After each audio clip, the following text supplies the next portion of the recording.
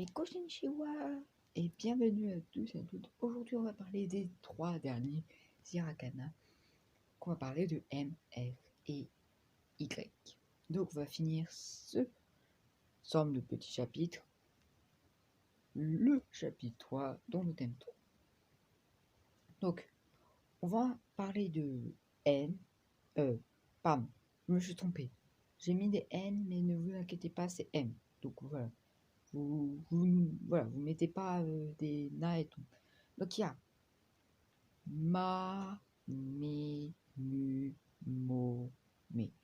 Ou ma, mi, mu, me, mo.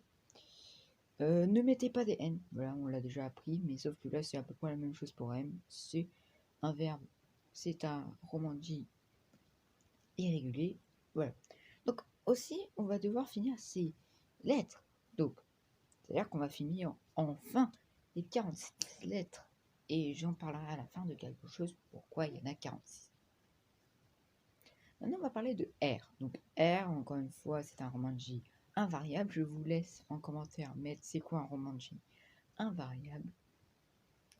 Pour l'instant, voilà, je vous laisse trouver. Voilà. Donc, R, c'est aussi un invariable. Donc voilà, très facile. Hein. Ra, ri, re, ro. Voilà, très simplistique. On en a eu aussi des plus difficiles comme H et T. Maintenant, on passe à de la facilité. Mais ne vous inquiétez pas, vous aurez quand même quelque chose à savoir. Et tiens donc, est-ce qu'on n'avait pas un mot avec R? Je pense pas. C'est un peu dommage. Mais bon. Et aussi, si vous voulez savoir, je voulais vous dire quelque chose de très important. Vous devez le mettre en commentaire, vous devez m'écrire Konnichiwa. Les romanji qui sont utilisés dans le mot konnichiwa. Voilà, c'est juste ça. Maintenant, on va parler d'un truc que je ne vous ai pas parlé avant de parler du tableau de Y. En fait, chaque lettre, genre M, R, Y, J, etc., pourquoi on en finit demain? En fait, eux, ça a aussi des hiragana, mais ça vous sauriez juste après. On le saura un peu à un moment. Un autre truc à savoir, c'est que on ne parlera pas des romanji de J, etc. Parce qu'ils ne sont pas trop utilisés comparés aux autres. Donc maintenant, on va parler de Y. Y est le seul à avoir 6... un tableau avec 6 romanji différents. Qui se concentrent à Ya, Yu, Yu, Yo, Wa, O, N.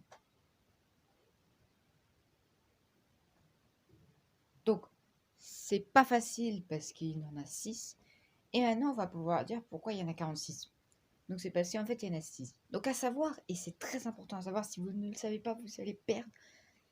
Y est pas une voyelle, mais une consonne qui a 6 parties. Quand je veux dire parties, 6 romanji différents. Donc, il y a plus de... Et aussi est le plus variable. Donc, pour en finir avec ce petit chapitre, on avait pu voir quand même des choses. On sait maintenant écrire les romanji classiques, les hiragana. On n'oublie pas que c'est des hiragana. Donc, qu'est-ce qu'il y a plus à savoir? Déjà, tous les romanji. Qu'est-ce qu'un romanji variable et qu'est-ce qu'un romanji invariable? Qu'est-ce qu'un romanji classique aussi? Savoir tous les romanji qu'on a appris. Car si on ne sait pas, voilà, vous ne saurez pas écrire en romanji.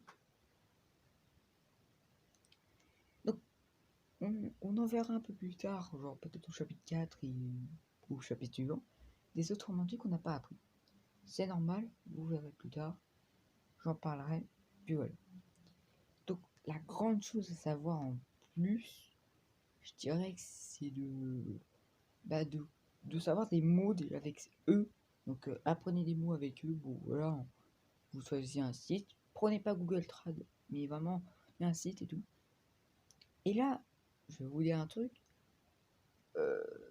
Les kanji, c'est très différent d'un hiragana. Donc voilà. Donc pour ce dernier thème, quand même, on a plusieurs choses à savoir. Donc les romanji très simplistiques, et puis voilà. Aussi à ne pas confondre Chitsu, etc. Et puis voilà. Donc si le contenu en général vous plaît, vous pouvez laisser un like. Et moi je vous dis sayonara et à la prochaine. Je vous fais des gros bisous à tous et à toutes. Au revoir.